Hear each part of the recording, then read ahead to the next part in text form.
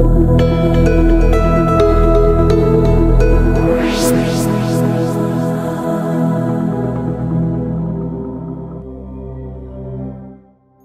सबैलाई प्रभु येशू ख्रीष्टको प्रेमिलो नाउँमा मेरो हार्दिक अभिवादन। जय मसीह। म पास्टर ध्रुव अधिकारी, आशिष प्रेसिडेन्ट मण्डली काठमाडौँबाट।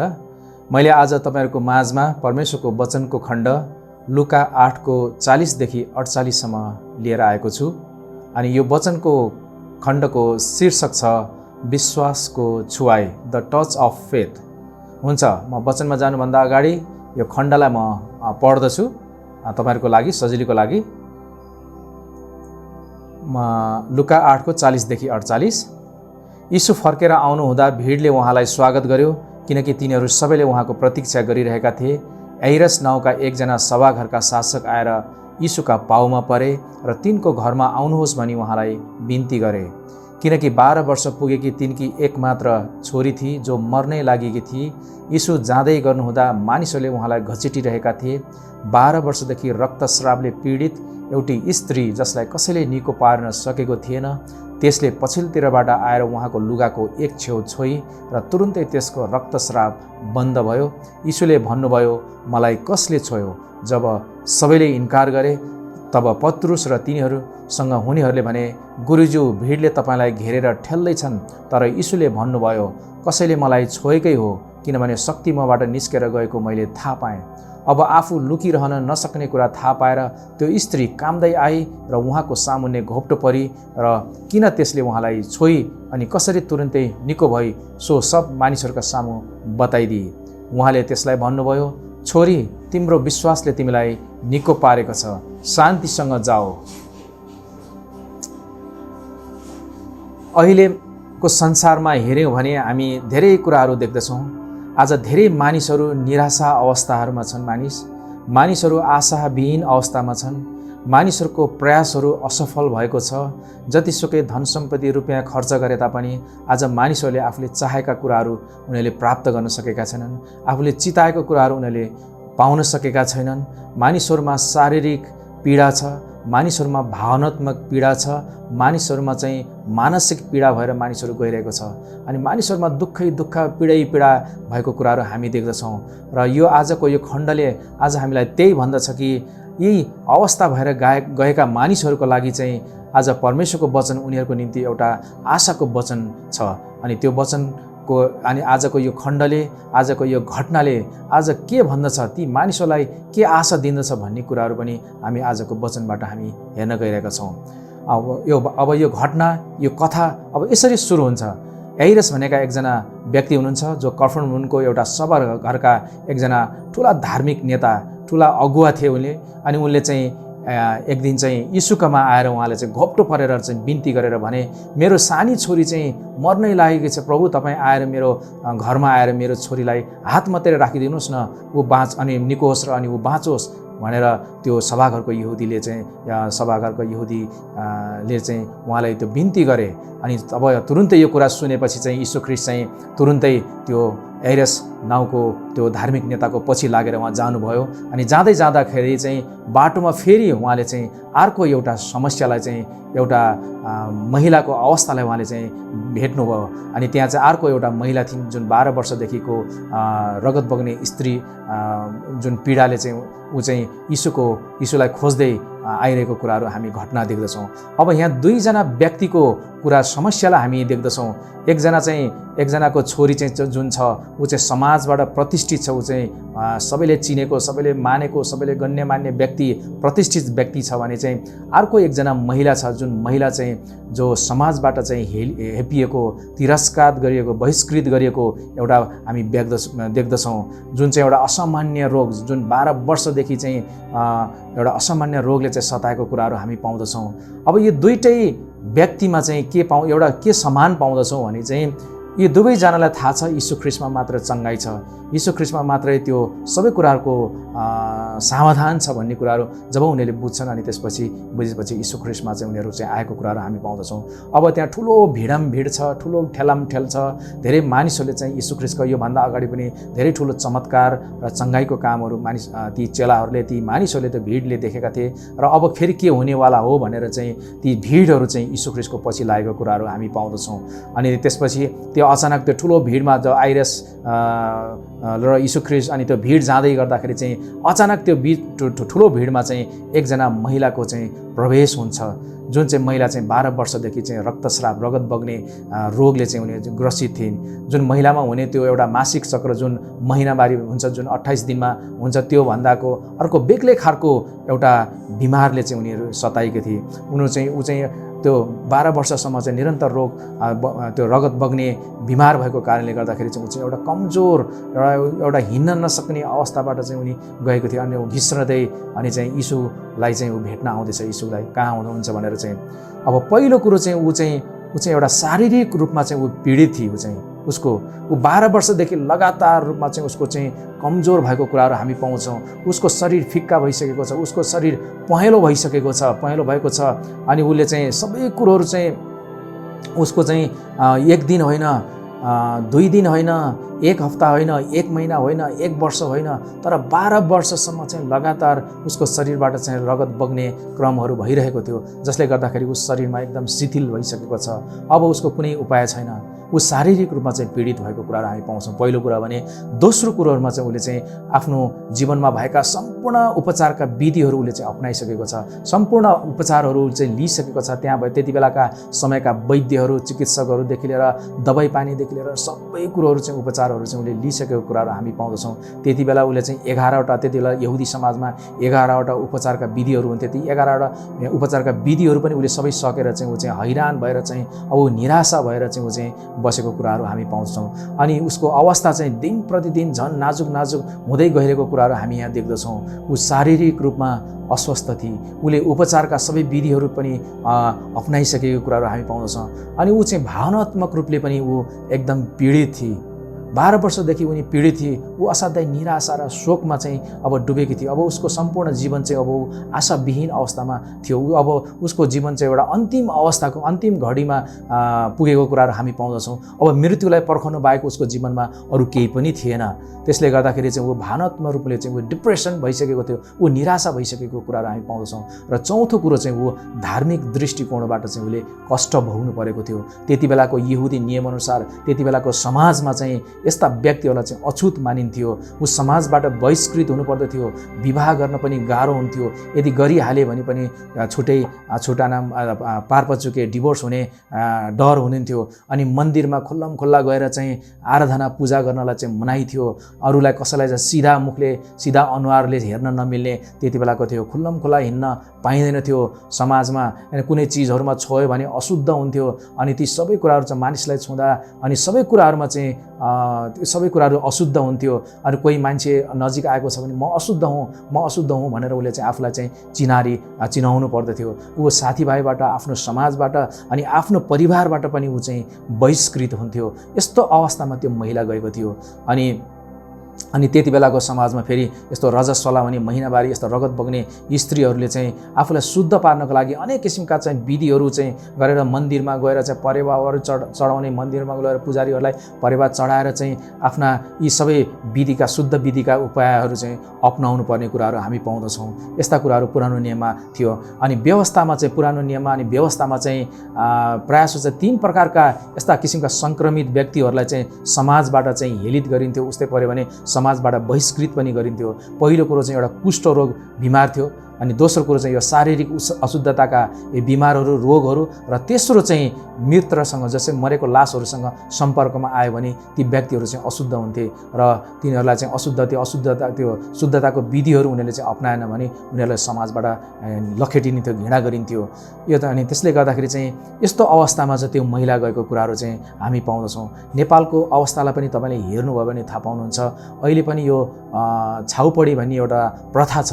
छाउपडी जुन महिना महिलाको चाहिँ महिनावारी चक्र भएको बेलामा चाहिँ महिलालाई चाहिँ छुट्टै राख्ने एउटा घरको पछाडि छेडीमा चिसो छेडीमा अथवा बाहिरपट्टि गोठ बनाएर राख्ने चलन अहिले पनि छ यता कता हामी देख्छौँ। हुम्ला जुम्लामा अनि पश्चिम नेपालतिर चाहिँ धेरै ठाउँहरूमा यस्तो हुन्छ। अनि चिसो छेडीमा बस्नुपर्छ महिलाहरू चाहिँ 1 हप्तासम्म 8-10 दिनसम्म त्यसरी बस्दा चिसोमा कति ठाउँमा सर्पले टोक्ने, बालबच्चा मर्ने, मृत्यु हुने, अनि उसलाई चाहिँ परिवारबाट सम्पर्कबाट टाढा राख्नुपर्ने, खानाहरू छुट्टै दिनुपर्ने। अनि काठमाडौँको कुराहरू गर्दाखेरि चाहिँ गोठमा के अरे उसमा चाहिँ छुट्टै कोठामा राख्ने चलन पनि छ। काठमाडौँहरूमा पनि त्यस्तो कुराहरू हामी यहाँ देख्दछौँ। अनि यसले गर्दाखेरि चाहिँ एउटा महिलामा चाहिँ यति नराम्रो एउटा मानसिक पीडा भएको कुराहरू पनि हामी पाउँदछौँ। वास्तवमा भन्यो भने महिलालाई यो अवस्थामा राख्दाखेरि महिलालाई चाहिँ तँ बिटुलो भइस्, तँ अलि पर बस, यस्ता शब्दले चाहिँ महिलाको एउटा मस्तिष्कमा पनि एउटा कति ठुलो असर पर्छ होला। अनि आफ्नो आमा बाबु दाजुभाइहरूको अनुहार पनि हेर्नु नपर्ने, गुफामा बस्नुपर्ने, समाज परिवारले के भन्लान् भन्ने डर, यस्ता किसिमका अन्धविश्वासहरू छ। एउटै टेबलमा बसेर खाना नमिल्ने, अर्काको घरमा जानुपर्ने, कति अर्काको घरमा गएर बस्नुपर्ने, यस्ता कुराहरू छन्। एउटा महिलामा हुने एउटा जैविक प्रक्रिया छ, जुन एउटा प्राकृतिक प्रक्रिया छ। यस्ता कुराहरूले त महिलालाई कति असर पुर्याएको होला। यस्तै किसिमले चाहिँ यो महिला चाहिँ 12 वर्षसम्म त्यस्तो एउटा अवस्थाबाट चाहिँ गुज्रिरहेको कुराहरू चाहिँ हामी पाउँदछौँ। नेपालको अवस्थामा पनि यस्ता किसिमका अन्धविश्वास कुरीतिहरू हामी देखिरहन्छौँ। हुन त अहिले यो कुराहरू चाहिँ बिस्तारै बिस्तारै अलिकति समाजबाट हट्दैछ र बिस्तारै बिस्तारै यो कुराहरू चाहिँ आगामी दिनमा पूर्ण रूपमा चाहिँ यो परिवर्तन भएर आउँदछ होला भनेर धेरैले आशा गरेका छन्। अनि पाँचौँ कुरा चाहिँ उसले चाहिँ आर्थिक रूपमा पनि उसले चाहिँ ठुलो पीडा भोग्नु परेको कुराहरू हामी पाउँदछौँ। उसले चाहिँ आफूसँग भएका सबै धन सम्पत्ति 12 वर्षसम्म सबै उपचारमा उसले चाहिँ सकेको कुराहरू हामी पाउँदछौँ। आफूसँग भएका सबै धन सम्पत्ति सारा खर्च गरेर चाहिँ ऊ चाहिँ निको नभएर झन् खराब हालतमा पुगेको कुराहरू हामी पाउँदछौँ। अनि चाहिँ त्यसले गर्दाखेरि चाहिँ अब उसले चाहिँ पछि के थाहा पाउँछ भने यीशु ख्रीष्टको उसले चाहिँ बारेमा सुनेको छ। उसले चाहिँ अब यीशु ख्रीष्टमा चाहिँ आशा छ भन्ने कुरा उसलाई थाहा छ। तर पनि उसलाई चाहिँ एउटा ठुलो चुनौती छ। घरबाट निस्कनको लागि उसलाई ठुलो चुनौती छ। समाजको अगाडि अनुहार देखाउनको लागि ठुलो चुनौती छ। तर यो ठुलो चुनौती र डर अनि यो त्रासमा भए तापनि उसले चाहिँ आफ्नो ठुलो एउटा आँट र एउटा चुनौती लिएर चाहिँ ऊ यीशुको अगाडि गएको कुराहरू हामी पाउँछौँ। भिडहरू उर्लेर उसलाई ढुङ्गाले हानेर मार्ने सक्ने अवस्था छ। तर यस्तो अवस्थामा उसँग चाहिँ एउटा ठुलो विश्वास र एउटा चाहिँ आँट थियो। त्यो विश्वास र त्यो आँट लिएर चाहिँ ऊ चाहिँ यीशु ख्रीष्टमा म निको हुन्छु भनेर ऊ गएको कुराहरू हामी यहाँ देख्दछौँ। अब उसले चाहिँ अब यस्तो आँट गरे कि अब मलाई कुनै कुनै कुराले रोक्न सक्दैन, न भिडले रोक्न सक्दछ, न यो यहाँका समाजले रोक्न सक्दछ मलाई, न मेरो परिवारले मलाई रोक्न सक्दछ भन्ने यी सबै कुराहरूबाट चाहिँ उसले चाहिँ कुनै प्रभाव नगरिकन अनि उसले चाहिँ एकदम निर्धक्क साथ ठुलो आँट लिएर चाहिँ उसले चाहिँ एउटा ठुलो चुनौती मोलेर एउटा जोखिम मोलेर चाहिँ ऊ चाहिँ यीशु ख्रीष्टको चाहिँ पाउमा पुग्दछ। उसलाई चाहिँ अब म चाहिँ अब यीशु ख्रीष्टको एउटा वस्त्र मात्रै छोड्न पाएँ भने, एउटा कपडाको एउटा टुप्पोलाई मात्रै छोड्न पाएँ भने चाहिँ म निको हुन्छु भन्ने त्यो एउटा ठुलो आँट र विश्वासमा चाहिँ ऊ गएको कुराहरू हामी पाउँदछौँ। अनि त्यसपछि ऊ गएर चाहिँ अनि चाहिँ त्यो एउटा समाजको कानुन, समाजको त्यो कुरीतिको जति पनि छ, जति पनि त्यहाँ त्यति बेलाका अन्धविश्वासका कुराहरू छन्, ती सबै अन्धविश्वास कुरीति, त्यहाँका समाजका नियम कानुनदेखि लिएर यी सबै कुराहरूबाट चाहिँ ऊ चाहिँ माथि भएर चाहिँ ऊ चाहिँ माथि उक्लेर चाहिँ ऊ गएको कुराहरू हामी पाउँछौँ। किनभने हामी थाहा पाउँदछौँ परमेश्वरको प्रेम, परमेश्वरको अनुग्रह, परमेश्वरको दया भन्ने कुराहरू चाहिँ संसारको नियम कानुनभन्दा धेरै माथि छ। कानुनले यस महिलालाई चाहिँ समाजबाट बहिष्कृत गरेको छ, तर परमेश्वरको अनुग्रहले चाहिँ त्यो महिलालाई नजिक आऊ भन्दैछ। कानुनले, त्यहाँका समाजले, त्यहाँको कुरीतिहरूले चाहिँ, त्यहाँका अन्धविश्वासका कुराहरूले चाहिँ समाज उसलाई चाहिँ बहिष्कृत गरेको छ, अछुत गरेको छ। तर चाहिँ परमेश्वरको प्रेम र परमेश्वरको अनुग्रहले चाहिँ अब तिम्रो निम्ति त स्थान छ, तिम्रो निम्ति ठाउँ छ भन्ने कुराहरू चाहिँ यहाँ भन्दैछ। कानुनले चाहिँ उसलाई अब समाजले चाहिँ उसलाई दण्ड पाउने योग्यको छ, कति कुराहरूमा चाहिँ बाहिर निस्केको छ, ऊ चाहिँ समाजमा चाहिँ अनुहार देखाएको छ। तर चाहिँ परमेश्वरको अनुग्रहले चाहिँ उसलाई चाहिँ दण्डबाट चाहिँ छुटकारा छ, दण्डबाट चाहिँ क्षमा छ भन्ने कुराहरू चाहिँ हामी पाउँदछौँ। अब ऊ चाहिँ यीशुको अगाडि पाउमा चाहिँ थरथर ऊ काम्दै जान्छ। ऊ शरीरमा यति शिथिल भइसकेको छ, अब ऊ बेर बस्न पनि नसक्ने अवस्थामा छ। 4 हात पाउ खुट्टा ऊ टेकेर चाहिँ घिस्रदै गएर चाहिँ यीशु ख्रीष्टको वस्त्रको एउटा कपडाको एउटा वस्त्रमा चाहिँ टुप्पोमा चाहिँ ऊ चाहिँ छुन्छ र उसले एउटा तुरुन्तै एउटा शक्तिको चाहिँ उसले चाहिँ एउटा अनुभव प्राप्त गर्छ र उसले तुरुन्तै चङ्गाई पाएको चाहिँ उसले चाहिँ महसुस गर्छिन् उसले चाहिँ अनि उसको चाहिँ शरीरमा एउटा ठुलो परिवर्तन भएको उसले चाहिँ महसुस गरिन्छ। त्यसपछि उसको तुरुन्तै त्यो रगत बग्ने चाहिँ बिमार चाहिँ निको भएको हामी देख्दछौँ। यो खण्डमा चाहिँ 12 वर्षसम्म चाहिँ कुनै उपाय विधिबाट चाहिँ उपचार नभएको रोग तुरुन्तै निको भएको कुराहरू हामी पाउँदछौँ।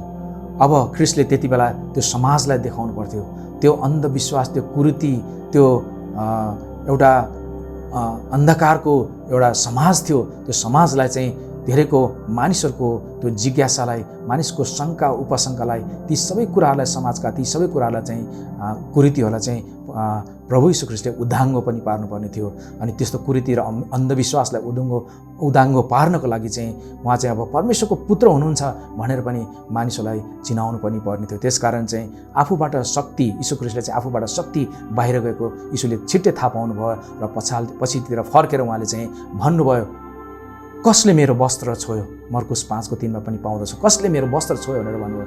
यो एक प्रकारले यो अचम्मको प्रश्न हो।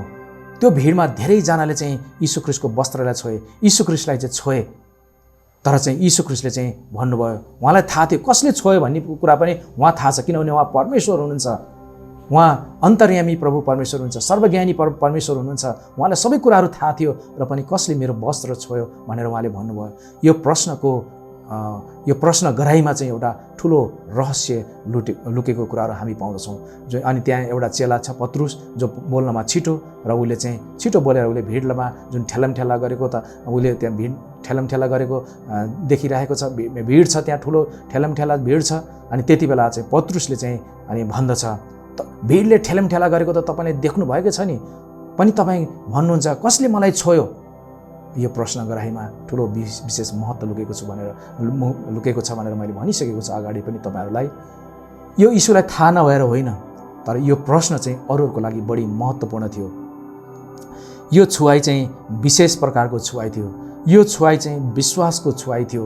त्यो भिडमा हजारौँ मानिसहरूले यीशु ख्रिस्टलाई चाहिँ छोए, तर उनीहरूको छुवाई र यो छुवाई चाहिँ विशेष प्रकारको छुवाई थियो। त्यो छुवाई चाहिँ विश्वासको छुवाई थियो। त्यो छुवाई चाहिँ परमेश्वरको शक्तिमा अडेको छुवाई थियो। त्यसले गर्दाखेरि चाहिँ अनि त्यसपछि यीशु ख्रिस्टले त्यो महिलाबाट प्रतिक्रिया सुन्न पनि चाहनुभयो, जुन गवाही सुन्न चाहनुभयो। त्यो गवाही आज समाजको लागि चाहिँ एउटा ठुलो आवश्यक थियो। त्यो गवाही चाहिँ, त्यो सन्देश चाहिँ समाजको लागि पनि आवश्यक थियो। अनि ऊ त्यो महिला डरले थरथर काम्दै अनि सबै कुराहरू उसले चाहिँ बताएको कुराहरू हामी पाउँदछौँ। यस महिलाले जुन सार्वजनिक रूपमा बाँडेको गवाही र उसको विश्वासको अभिव्यक्तिलाई चाहिँ आज प्रभु यीशु ख्रिस्टले चाहिँ त्यो महिलालाई यसरी जवाफ दिनुभयो, जुन पद 33 हामी पाउँछौँ। तब उहाँले त्यसलाई भन्नुभयो, ए छोरी, तिम्रो विश्वासले तिमीलाई चाहिँ निको पारेको छ, शान्तिसँग जाऊ, तिम्रो रोग निको होस्। उनी शारीरिक रूपमा अब्राहमको सन्तान थिए, अब्राहमको सन्तानबाट उनीहरू आएकी थिइन्, तर अब चाहिँ उसको चाहिँ स्ट्याटस, उसको नाम परिवर्तन भएको छ। अब ऊ चाहिँ अब आत्मिकी छोरी भएको छ, ऊ अब परमेश्वरको छोरी भएको छ। पहिला उसको कुनै नाम पनि थिएन, समाजमा ऊ त बहिष्कृत थियो, तर ख्रिस्टको अनुग्रह र अचम्मको कामले, ख्रिस्टको परमेश्वरको प्रेमले गर्दाखेरि अब उसको नाम फेरिएको छ। ऊ अब परमेश्वरको परिवारको एउटा अभिन्न अङ्ग भएकी छिन्। ऊ केही समय अगाडि ऊ समाजबाट बहिष्कृत थियो, समाजबाट हेलित भएको थियो, परिवारबाट ऊ टाढा भएकी थिइन्, तर अब ऊ चाहिँ परमेश्वरको चाहिँ अचम्मको, परमेश्वरको चाहिँ एउटा असल छोरी भएको कुराहरू हामी पाउँदछौँ। यूहन्ना 1:12ले पनि हामीलाई त्यही भन्दछ, तर जतिले उहाँलाई ग्रहण गरे र उहाँको नाउँमाथि विश्वास गरे, उहाँले तिनीहरूलाई परमेश्वरको सन्तान हुने अधिकार दिनुभयो। यति कति ठुलो आशा, कति ठुलो प्रेम आज हामी परमेश्वरबाट हामी पाउँदछौँ। परमेश्वरले चाहिँ आफ्ना सन्तानलाई, जसले उहाँमाथि विश्वास गर्छन् र उहाँलाई ग्रहण गरेर उहाँमा विश्वासमा आउँछन्, उहाँले तिनीहरूलाई चाहिँ आफ्नो सन्तान बनाउनुहुन्छ भन्ने कुराहरू हामी पाउँछौँ। उनले ठुलो जोखिम लिन्, किनभने त्यो भिडमा यो अवस्थाबाट त्यो स्त्री मारिनु पर्ने थियो, ढुङ्गाले हानेर मारिनु पनि सक्थिन्, तर उसले चाहिँ त्यो विश्वास र त्यो आँटलाई लिएको कुराहरू हामी पाउँछौँ। अनि हामी यहाँबाट के देख्दछौँ भने एउटा विश्वासमा, एउटा बलियो विश्वासमा, एउटा दह्रो विश्वासमा संसारलाई कुनै पनि कुराहरू भन्न लाज लाग्दैन, लाज मान्नु हुँदैन भन्ने कुराहरू हामी पाउँदछौँ। साँचो विश्वासले चाहिँ म एकचोटि पापमा हराएको थिएँ र म अहिले परमेश्वरको अद्भुत शक्तिद्वारा छुटकारा पाएको छु भनेर हामी खुल्लमखुल्ला हामीले भन्न सक्नुपर्दछ। यो चाहिँ साँचो विश्वासको स्पष्टीकरण हो। यीशुको नजिक आउनु मात्र पर्याप्त छैन, त्यति मात्र काफी छैन, तर उहाँलाई चाहिँ हामीले व्यक्तिगत रूपमा चिन्नु पर्दछ, व्यक्तिगत रूपमा हामीले उहाँलाई छुनुपर्छ, व्यक्तिगत रूपमा उहाँलाई समात्नुपर्छ भन्ने कुराहरू हामी यहाँ पाउँदछौँ। जसरी तपाईँ बस पार्कमा अथवा ट्रेन स्टेसनमा तपाईँ जानुहुन्छ बस पक्रनको लागि अथवा ट्रेन पक्रनको लागि तपाईँ जानुहुन्छ भने त्यो बसको ट्रेन अथवा बस पार्कमा अथवा ट्रेन स्टेसनमा मात्र पुगेर तपाईँले पुग्दैन, तर त्यो ट्रेनमा तपाईँ ट्रेनलाई पक्रनै पर्छ, समात्नै पर्छ र त्यो ट्रेनमा भित्र पस्नै पर्छ र बस्नुपर्छ, अनि मात्र तपाईँले चाहिँ ट्रेनको यात्रा तपाईँले गर्न सक्नुहुन्छ। भनेको मतलब विश्वास छ र विश्वास र काम चाहिँ सँगै जानुपर्दछ भनेर परमेश्वरको वचन याकुबको पुस्तकमा पनि हामी पाउँदछौँ। अब यस घटनाले हामीलाई के देखाउँदछ भने उहाँकोमा पूर्ण रूपमा पूर्ण विश्वासमा हामी जान्छौँ भने उहाँको शक्ति चाहिँ हाम्रो जीवनमा चाहिँ प्रवेश गर्दछ र हामी शारीरिक रूपमा, हामी आत्मिक रूपमा अनि हामी भावनात्मक रूपमा, हामी सबै क्षेत्रमा चाहिँ हाम्रो जीवनमा चाहिँ परिवर्तन हुन्छ भन्ने कुराहरू हामी पाउँदछौँ। अनि यहाँ यीशु ख्रीष्टले फेरि त्यस महिलालाई यसरी भन्नुभएको छ, शान्तिसँग जाऊ, तिम्रो रोग निको होस्। यो वाक्यले अब हामी देख्दछौँ उहाँको जीवनमा, त्यो महिलाको जीवनमा परमेश्वरले चाहिँ एउटा प्रशस्तताको जीवन दिनुभएको छ, जुन प्रशस्तताको जीवन अनि त्यो आशिष उसले चाहिँ प्राप्त गरेकी छिन् भन्ने कुराहरू हामी पाउँदछौँ। उसले शारीरिक चङ्गाई मात्र पाइनन्, तर आत्मिकी चङ्गाई जुन ख्रीष्ट यीशुमा चाहिँ उसले चाहिँ मुक्ति पनि प्राप्त गरिन् भन्ने कुराहरू हामी पाउँदछौँ। त्यसले गर्दाखेरि प्रभु यीशु ख्रीष्टको अनुग्रह र उहाँको शक्तिद्वारा उनले शारीरिक, सामाजिक र आत्मिकी रूपमा उसले चाहिँ भावनात्मक रूपमा चाहिँ उसले चाहिँ चङ्गाई प्राप्त गरेको कुराहरू हामी पाउँदछौँ। अब उनी ढुक्क साथ बस्न सक्छिन्। यदि समाजले घृणा गरे तापनि, समाजले तिरस्कार गरे तापनि, समाजले बहिष्कार गरे तापनि अब ऊ चाहिँ ढुक्कसँग शान्तिसँग चाहिँ बस्न सक्छन्, किनकि ऊ चाहिँ अब परमेश्वरको छोरी भएको कुराहरू हामी पाउँदछौँ। त्यसैले गर्दाखेरि यस खण्डबाट हामी त्यही देख्दछौँ, ख्रीष्ट यीशुले पनि हामीलाई नयाँ जन्म, नयाँ जीवन दिन आउनुभएको कुराहरू हामी पाउँदछौँ। उहाँ हाम्रो हरेक आवश्यकताको स्रोत हुनुहुन्छ भन्ने कुराहरू हामी देख्दछौँ। यस महिलाले एउटा नयाँ जीवन पाई, शारीरिक र आत्मिक रूपमा दुवै। यो चङ्गाई उहाँको कपडामा छोएको कारणले मात्र होइन, तर उहाँ माथिको दरो विश्वास र ख्रीष्टको अद्भुत शक्तिको कारणले हो। ख्रीष्टले हामीलाई एउटा गुप्त क्रिस्चियन, गुप्त इसाई भएको चाहनुहुन्न, भिडमा हराएको इसाई चाहनुहुन्न। धेरै जसो हामी देख्दछौँ यो भिडमा धेरै मानिसहरू थिए। भिडमा यी सबै मानिसहरूले चाहिँ साँचो रूपमा प्रभु यीशु ख्रीष्टलाई विश्वास गरेका थिएन। धेरै मानिसहरू उहाँबाट चाहिँ चमत्कार हेर्न गइरहेका थिए। धेरै मानिसहरूको चाहिँ मनमा शङ्का उपशङ्काहरू थियो। आज हामी पनि कतिजना यस्तै छौँ। हामी मण्डली जान्छौँ, मण्डलीका हरेक क्रियाकलापहरूमा सेवा सङ्गतिमा भाग लिन्छौँ, दशांश दिन्छौँ, भेटी दिन्छौँ, र पनि आज हामी कहिले पनि परिवर्तन नभएका आज हामी इसाईहरू कतिजना त्यस्ता छौँ। मण्डलीको रजिस्टरमा हाम्रो नाम छ, तर हामी उहाँको नजिक कतिचोटि हामी हुँदैनौँ। कता कता हराएको जस्तो हामी हुन्छौँ। यो भिडमा पनि त्यस्तै हामी देख्दछौँ। त्यस्तै यो भिडमा धेरै मानिसले चाहिँ यीशु ख्रीष्टलाई छोए, तर एकजनाको छुवाई चाहिँ एउटा विशेष प्रकारको छुवाई थियो। त्यसले गर्दाखेरि यदि तपाईँको जीवनमा, यदि तपाईँले आफ्नो जीवनमा पनि यस्तै परिवर्तन तपाईँले चाहनुहुन्छ, तपाईँको जीवनमा शारीरिक बिमारहरू होला, तपाईँहरूको जीवनमा मानसिक पीडाहरू होला, तपाईँको जीवनमा भावनात्मक पीडाहरू होला, तपाईँ समाजबाट बहिष्कृत हुनुभएको होला, समाजबाट अपहेलित हुनुभएको होला, अनि धेरै कुराहरूबाट, धेरै क्षेत्रहरूबाट तपाईँ चाहिँ हेपिनु भएको होला, पेलिनु भएको होला। तर आजको वचनले आज हामीलाई त्यही भन्दछ, यदि हामी उहाँकोमा विश्वास र एउटा ठुलो आँटसहित हामी उहाँकोमा आउँछौँ भने उहाँले चाहिँ हाम्रा जीवनका हरेक क्षेत्रहरूमा, हरेक पाटोहरूमा चाहिँ उहाँले हामीलाई चङ्गाई दिनुहुन्छ भन्ने कुराहरू चाहिँ हामी पाउँदछौँ। उहाँमा असम्भव छैन। उहाँमाथि विश्वास र उहाँको शक्तिमा सबै कुराहरू चाहिँ सम्भव छ भन्ने कुराहरू एउटा उदाहरण हामी यस घटनाबाट हामी देख्दछौँ। तिमीहरूलाई भन्दछु कि तिमीहरू एउटा रायोको दाना जति विश्वास भएदेखि यस डाँडालाई यहाँबाट हटिजा भन्यो भने त्यो हटिजानेछ र तिमीहरूका निम्ति केही असम्भव हुनेछ। विश्वासमा पहाडहरू हट्न सक्छ भन्ने कुराहरू हामी पाउँछौँ। हाम्रो जीवनमा भएका ठुला ठुला पहाडहरू, हाम्रो जीवनमा भएका ठुला ठुला समस्याहरू पनि विश्वासद्वारा सबै कुराहरू हट्न सक्छ भन्ने कुराहरू यस घटनामा हामी देख्दछौँ। हाम्रो विश्वास कमजोर होला, हाम्रो विश्वास सानो होला, तर हाम्रो यो कमजोर र यो सानो विश्वासलाई हाम्रो विशाल परमेश्वर उहाँको दरो र शक्तिशाली हातमा हामीले चाहिँ त्यो विश्वासलाई हामीले राख्यौँ भने हाम्रो जीवनमा चाहिँ उहाँले चाहिँ एउटा अद्भुत र चमत्कारको काम चाहिँ उहाँले हाम्रो जीवनमा गर्न सक्नुहुन्छ भन्ने कुराहरू पनि हामी यहाँबाट देख्दछौँ। यति बेला याइरस पनि छ, याइरसको छोरी उहाँ मर्न लागिसकेको छ। याइरसले सोचे होला अब मेरो छोरी उहाँ मर्न लागिसक्यो, अब यहाँ महिला बिचमा आएर डिस्टर्ब गर्यो, कस्तो होला, कस्तो प्रभु भनेर उसको मनमा आउन नै सक्दछ। तर परमेश्वर चाहिँ हाम्रो परमेश्वर चाहिँ पक्षपातको परमेश्वर हुनुहुन्न।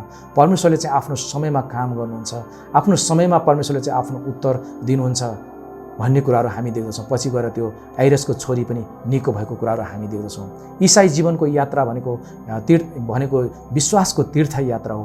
आज हामी एउटा विश्वासको तीर्थ यात्रामा छौँ। परमेश्वरले चाहिँ हाम्रो हृदयमा चाहिँ एउटा विश्वास चाहिँ निर्माण गर्न चाहनुहुन्छ।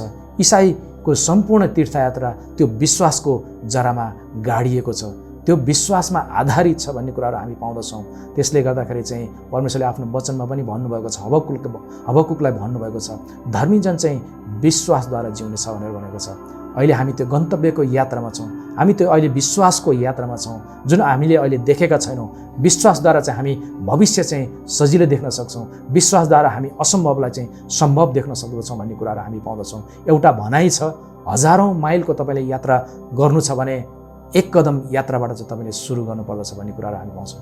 यो एक कदमको यात्रा चाहिँ यो महिलाले चाहिँ सुरु गरेको कुराहरू हामी यहाँ देख्दछौँ। यो विश्वासको पाइलामा पूर्ण समर्पण, सम्पूर्ण त्याग र आँट र बलिदान चाहिन्छ भन्ने कुराहरू हामी पाउँदछौँ। अन्तमा म यही भन्न चाहन्छु, तपाईँ पनि एउटा दरो विश्वास र एउटा आँट लिएर उहाँकोमा आउनुहुन्छ भने उहाँले तपाईँको जीवनमा एउटा अचम्मको र अद्भुतको काम, एउटा अद्भुतको चमत्कारको काम गर्न सक्नुहुन्छ भन्ने कुराहरू यस घटनाबाट हामी देख्दछौँ। हस्त अन्तमा परमेश्वरले तपाईँहरूलाई यस घडीमा सुख, शान्ति र समृद्धि साथ राख्नुभएको होस् भनेर हामी प्रार्थना गर्दछौँ। हस्त तपाईँहरू सबैलाई प्रभु श्री कृष्णको नाममा फेरि पनि जय मसीह।